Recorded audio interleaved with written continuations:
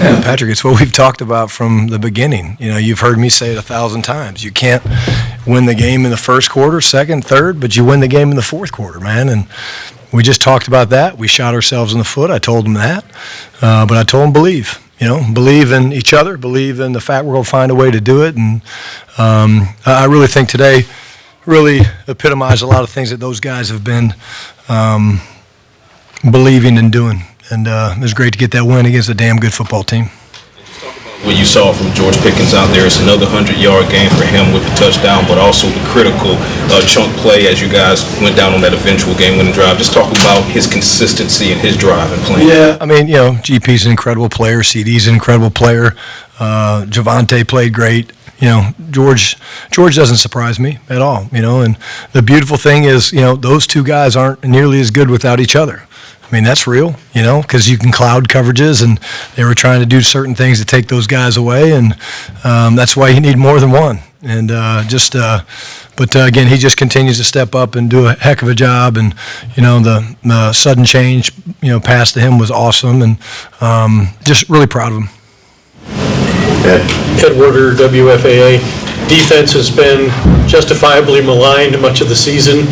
But today, it seemed like winning started with them going 8 consecutive possessions without allowing a point. Yeah, incredible, right? I think, you know, you look at the run stats, Ed, I'll start there. I mean, what we were able to do to Saquon, who is arguably the best back in the league, and I think he had 10 for 22 or something like that.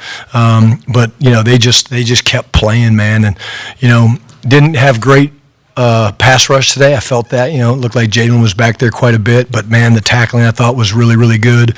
We did a really good job on third down, and I mean, they're the ones that kind of jump-started us, you know, and we were, of course, able to get the touchdown right at the end of the first half. That was big to cut it to 21-7 and give us a little bit of momentum, but, you know, it's two weeks in a row they've played really, really well, and you can see the confidence in that entire group. The Flournoy punt block attempt that led to a penalty, he seemed right away to be suggesting that he made contact with the ball.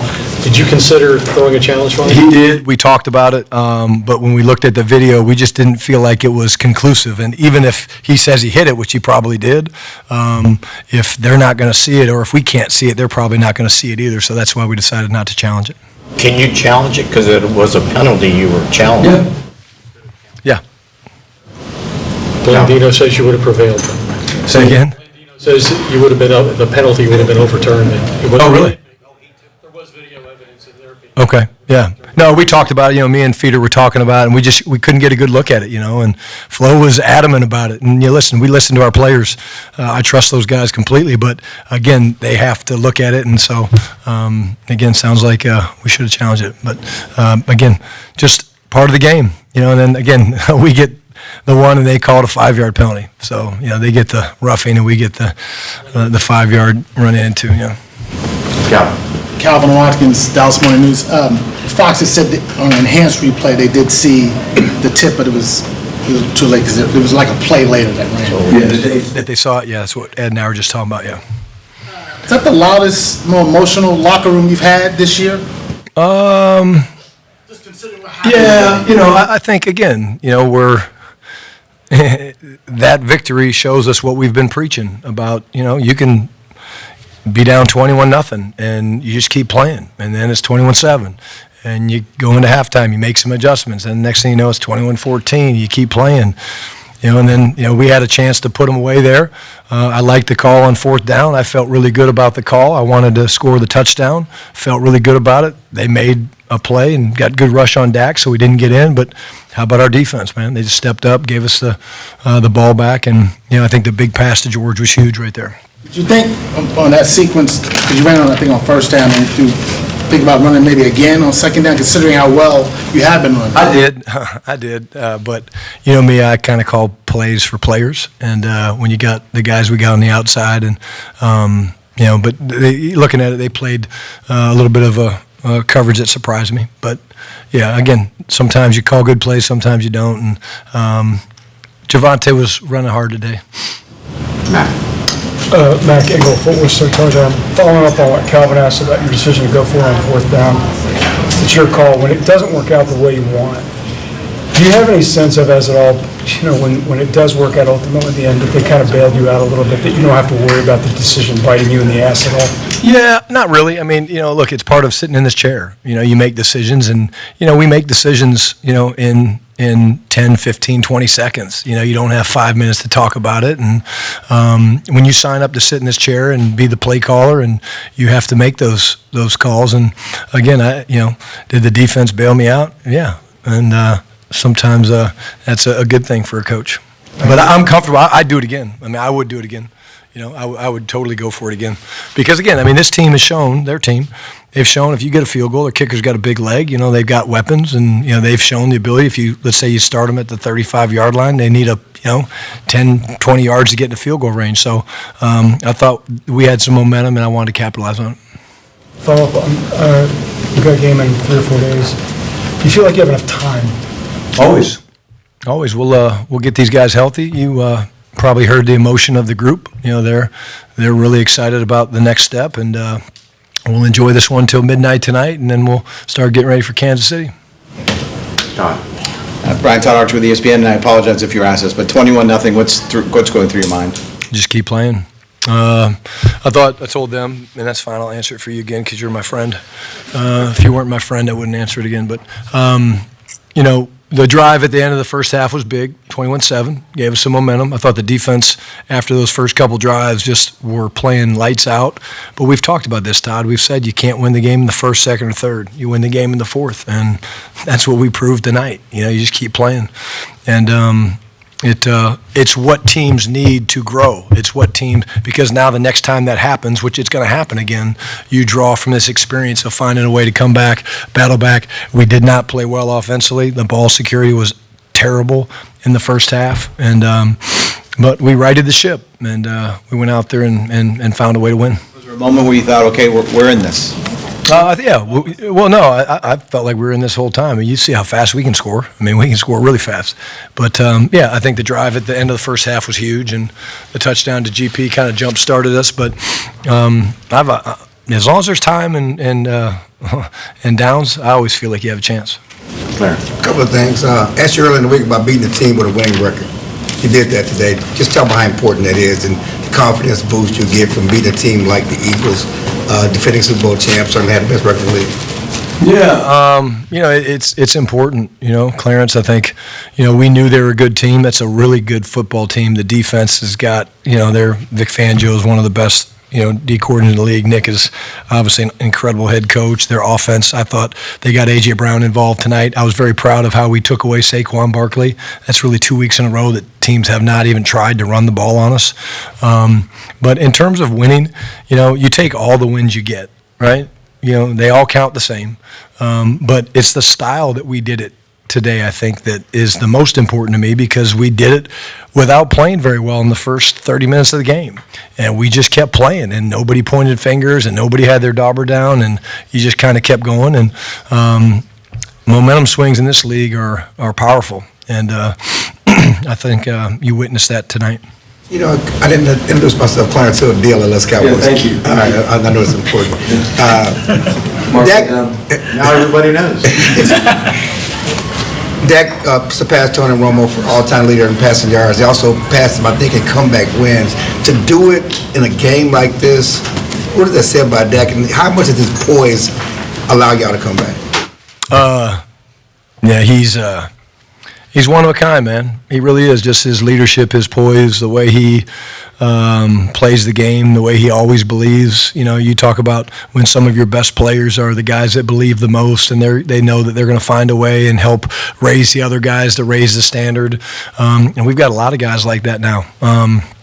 But I know he won't say it, but that's a pretty cool record that he broke, and to do it on a game like this where we beat a really good football team the way we did, I'm sure makes it even sweeter. Mickey? Everything, Mickey? No, I was No? Good. Ellen? Elwin Henderson, Gilmer Mirror. Certainly, Brian, you've still got a lot of playing left to do this season, but you got 2 games now that you've won in a row. You feel like you've gotten back into the playoff race. That makes this Thursday game against Patrick Mahomes and the Chiefs even that much more important now. Yeah. Who we playing? Yeah, I'm going to enjoy this one. But yeah, I mean, the Chiefs are an incredible team. I mean, you look at what they've done, and I have firsthand knowledge of the organization, and they're terrific. I didn't see the score of their game. I don't know if they ended up winning or not. They won in overtime. But we're going to enjoy this one tonight. And again, you know me, I take them one game at a time, man. And it's going to be a great atmosphere. And I love being back here with our fans. I thought our fans were great tonight. I really did. I thought they were awesome. And they could have gotten a little bit restless in the beginning, but they stuck with us, man. And our guys drew a lot of strength from that. They really did. Coach Michelle Mike from WFA.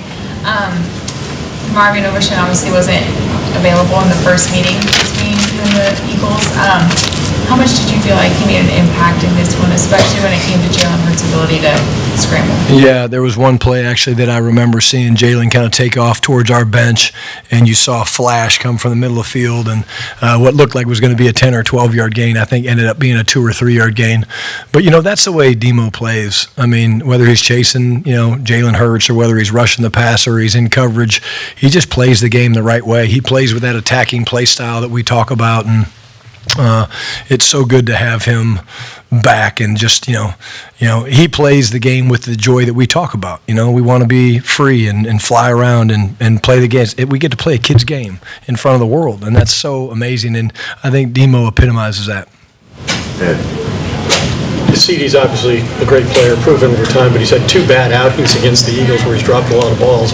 How does he respond to that, and what are your interactions with him like in a situation like that? Yeah, again, we've talked about CeeDee, man. He's an incredible player. He's not a good player. CeeDee's oh, you did? Okay, yeah, he's an incredible player. And again, I think the biggest thing for C is to know we love him, we trust him. I mean, the ball's going to keep coming his way. And again, the big go ball that he caught down the field was incredible. We thought we had the free play down there, but there's some weeks that you have great games, and other weeks where you're like, hey man, I didn't play as good as I can play, but. Again, when we start drawing up plays for Kansas City, I'll give them a little heads up. There'll be a lot of them going to 88. Were you planning to use Savon Revel that much, or was it because you lost Kalen Carson? Yeah, he was on a pitch count that got kind of moved a little bit just because of Kalen, and he was cramping and some things like that. But again, he wasn't gonna. He wanted to play, and so that was great. Coach Sydney Staples, D210 Sports. Can you have a favorite moment out of a game like this?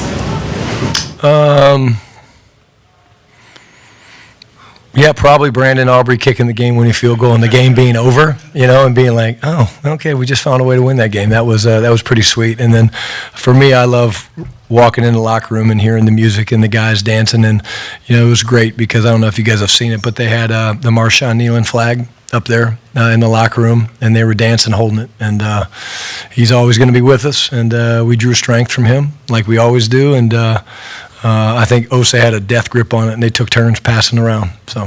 When you have said before, you win football games in the fourth quarter, is that a philosophy of yours that you have no matter what, or you adopt that when you're not playing so well and you have to turn it on? No, it's actually, I learned it from Pete Carroll. He always preached that, and I think that's why we were so good at comeback victories. And when you talk about Russell Wilson back then, you talk about his ability to lead the team back, and that was something I learned from Pete that I really just kind of bought into. But no, it's every game. Whether we're up 21-0, it's long from over. And so it's fun to hear those guys kind of talk about it, and that's when kind of that they're figuring it out, because the NFL is the NFL, man. Like, it's the best in the world, and it's parity, and it was a fun game. Matt. When I asked you about enough time, I didn't do a good job phrasing it. I meant in terms of time left in the season to do what you want, because I'm looking at the standings, and there's a lot of teams ahead of you. Yeah. I don't know if you caught up in that. I feel like you got enough time in the games left to do what you want to do. Yeah, again, we've put ourselves in this position. I look back on certain games, I'm like, man, but, again, you can't focus on that. You got to focus on the fact you're getting ready to play. We just beat the defending Super Bowl champions tonight. We're getting ready to play the team that they played, and you just go out and you take each championship opportunity has its own, and when it's all said and done after 17 games, we're going to either be in the playoffs or we're not. But if we keep playing the way we're playing right now, I like our chances. A lot of these teams play each other. We play a lot of the teams that are ahead of us, and we'll see how it goes. Brian, on the fourth down decision to go for it there, how much conversations back and forth with Ryan in that some situation, or how much is that you blocking that out and say, I'm doing this? No, I talk to Ryan about everything. We yell at each other sometimes. It's kind of fun, you know. I yelled at him on a couple of times tonight, but he's very calm. But no, that was the plan all along. And again, this is the second question you've asked me that you missed, but you're still my friend, so I'll still answer it. But no, I think, you know, I was going for that no matter what, and I liked the call, and they made a really good play. I think Nolan Smith edged us on a game or something, and so Dak didn't have as much time as we thought. More about the decision-making, not the outcome. Yeah. Very good. Yeah. I said I would do it again. I said I would go for it again on fourth down. Because again, look, if they stop us, which they did, they get the ball on the 2-yard line, and then, you know, they made a first down or two, but then, you know, we got the big stop, we get the ball back. Repeat questions. Did you think about throwing the challenge flag on the block punt? You're not my friend, so I'm not answering that. We talked about it, but we didn't get the great view that Dean Blandino obviously had late. So we looked at it. We talked about Flo said he said I hit it, and when Feeds and I talked about it, he goes, I don't think it's clear that they're going to turn it over. So we made the decision, and sounds like that they have evidence that he did touch it. So kudos to Flo for making that play. And the worst thing Flo could have done was lie. So he didn't lie, and I trust him.